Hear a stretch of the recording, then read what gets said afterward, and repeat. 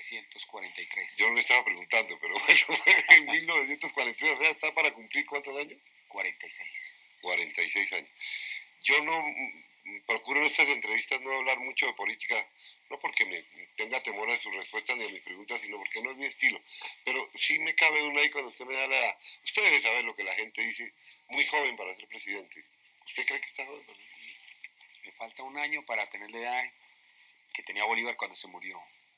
3 años para tener la edad de Eduardo Santos cuando se posesionó como presidente.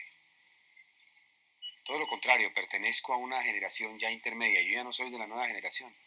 Pero Le eso, llevo casi 28 años a los nuevos ciudadanos. pero eso que usted está diciendo, y será mi última pregunta política por el momento, puede ser negativo, porque todo el mundo, o por lo menos sus partidarios, dicen, es el candidato de la juventud, ¿o no? Bueno, el que apoya a la juventud sí, ¿Y usted pero no necesariamente el candidato más joven.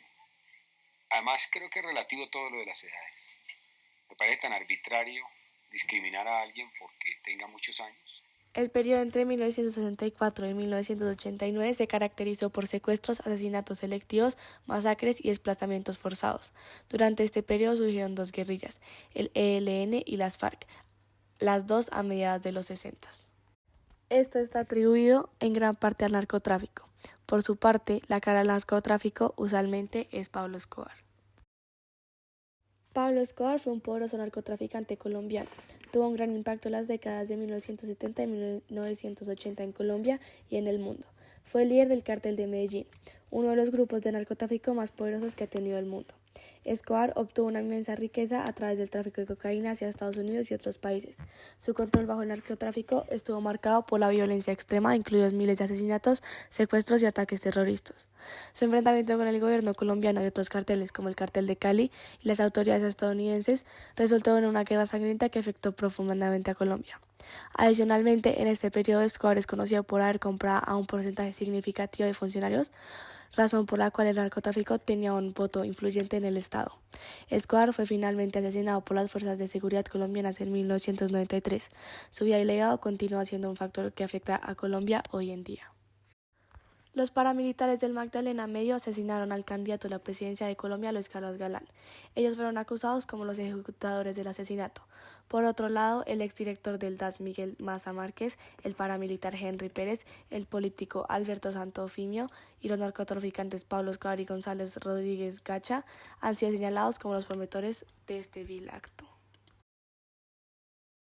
Luis Carlos Galán nació el 29 de septiembre de 1943 en Bucaramanga, es hijo de Mario Galán y Cecilia Sarmiento. Él residió en esta ciudad hasta el 9 de abril de 1948, cuando su padre, Mario Galán, empezó a ser perseguido por ser liberal. Debido a esto y al asesinato de Jorge Eliezer Gaitán, entre otros factores, su familia entera fue trasladada a Bogotá. Consecuentemente, Galán se gradúa en Bogotá en 1960 de bachillerato y empieza a estudiar en la Javeriana. Durante este tiempo fundó la revista Vértice, publicó artículos en El Tiempo y Autonomía. Adicionalmente, fue nombrado como miembro de la delegación colombiana a la Conferencia Mundial de Comercio y Desarrollo en Nueva Delhi. Luego, en 1970, Galán se vuelve el ministro de Educación en el gobierno de Misael Pastrana Borrero. Después, en 1972, fue nombrado embajador en Italia, en donde vivió por 4 años e hizo una especialización. Unos años más tarde, en 1976, Galán regresa a Colombia como codirector del seminario Nueva Frontera. Adicionalmente, era el columnista en El Colombiano y Vanguardia Liberal. En 1978, Galán vuelve a la política y lo nombran senador de Santander. Después, en 1979, funda el movimiento Nuevo Liberalismo. En el próximo año, en 1980, Galán fue nombrado concejal de Bogotá. En 1981 se lanza a la presidencia en Río Negro, Antioquia.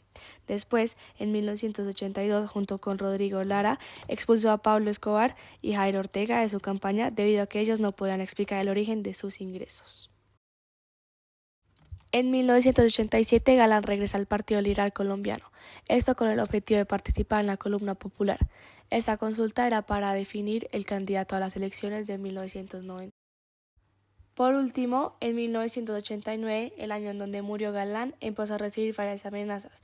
En este año incluso hubo un atentado en su contra en Medellín. Todo cambió el 18 de agosto de 1989.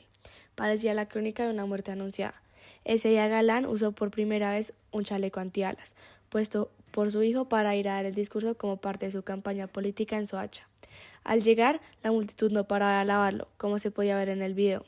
Galán empezó a caminar entre los ciudadanos, mientras que algunos bloqueaban su paso, intentó subir a la plataforma, pero empezaron a sonar disparos. En el medio del caos, Galán cayó al piso. Después de su muerte, los colombianos no bajaron la cabeza y el gobierno estaba más decidido en acabar con esta violencia que estaba atormentando el país. El asesinato al futuro presidente de Colombia fue declaración a una guerra que Colombia no está dispuesta a perder. Levantó su mano señalando hacia el infinito. El guerrero dice que estas lágrimas son la risa del mañana que me espera. El guerrero